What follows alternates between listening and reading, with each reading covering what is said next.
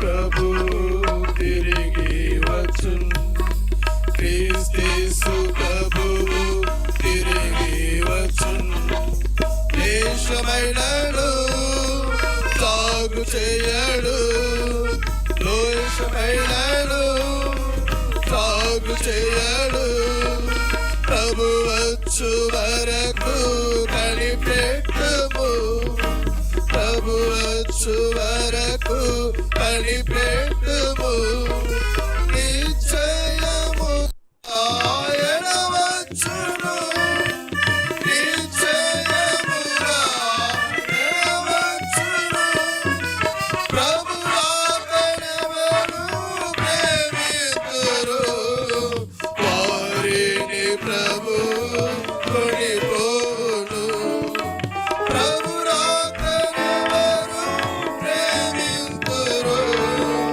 వారిని ప్రభు కొనిపోను కొంత సమయమే మిగిలినది కొంత సమయమే మిగిలినది ఆయన రాకడ సమీపము ఆయన రాకడ సమీపము సహవాసములో నిలిచియుండి సహవాసములో నిలిచియుండి ప్రభు వాక్యమునకు లోబడియు ఆయన కొరకై కనిపెట్టెదము ప్రభు వాక్యమునకు లోబడియు ఆయన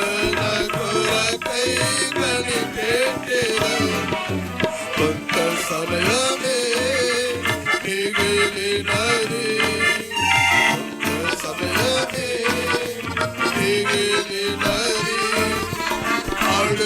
இருக்க வேண்டும். How to declare the goodness of Christ through your life. உங்களுடைய வாழ்க்கை முழுவதுமாக கர்த்தருக்குரிய நற்காரியங்களை நீங்கள் அறிவிக்க வேண்டும். So let's turn to book of Isaiah chapter 30.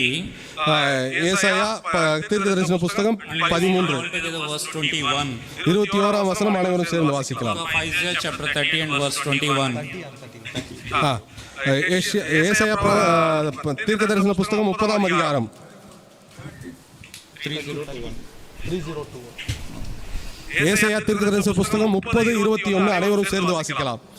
நீங்கள் வலதுபுறமாய் சாயும் போதும் இடதுபுறமாய் சாயும் போதும் வழி இதுவே, இதிலே நடவுங்கள் என்று உங்களுக்கு பின்னாலே சொல்லும் வார்த்தையை உங்கள் காதுகள் கேட்கும். Who will come to you like this to instruct and to guide you in every day and every time that you are going through different situations? நீங்கள் வித்தியாசமான சூழ்நிலைகள் வரை போகும்போது ஒவ்வொரு நாளும் ஒவ்வொரு சூழ்நிலையிலையும் கூட உங்ககிட்ட வந்து இவ்வாறாக யார் சொல்லக்கூடும்? You write this word and stick it to your wall where you read or where you study, and you ask God, Lord, you step me throughout my life, you guide me throughout my life.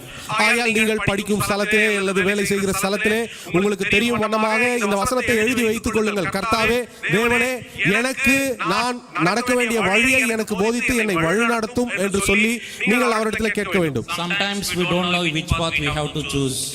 சில நேரங்களிலே எந்த வழியை நாம் தேர்ந்தெடுப்பது என்று நாம் அறிய மாட்டோம். And even our experiences will not help us anymore. சில சூழ்நிலைகளிலே நம்முடைய அனுபவம் கூட நமக்கு போதுமானதாக இருக்காது எந்த வழியை தேர்ந்தெடுப்பது என்பதற்கு. But God wants to very close to each one of us and to direct our steps. ஆகையால் கர்த்தர் நம் ஒருவரோடு கூட மிகவும் நெருக்கமாக இருந்து நம்மை வழிநடத்த விரும்புகிறார். And let's read one more verse from book of Isaiah chapter 28 and verse 29. ஏசாயா 28:29 இன்னொரு வசனத்தை நாம் வாசிக்கலாம். ஏசாயா தீர்க்கதரிசன புத்தகம் 28ஆம் அதிகாரம் chapter 28 and verse 29. ஏசாயா 28ஆம் அதிகாரம் 29ஆம் வசனம். இதுவும் சேனைகளின் கர்த்தராலே உண்டாகிறது, அவர் ஆலோசனையில் ஆச்சரியமானவர், செயலில் மகத்துவமானவர். And God is the one who is going to give us wonderful in counsel and excellent in working. ஆகையால் கர்த்தர் தாமே ஆலோசனையில் ஆச்சரியமான கர்த்தர் நமக்கு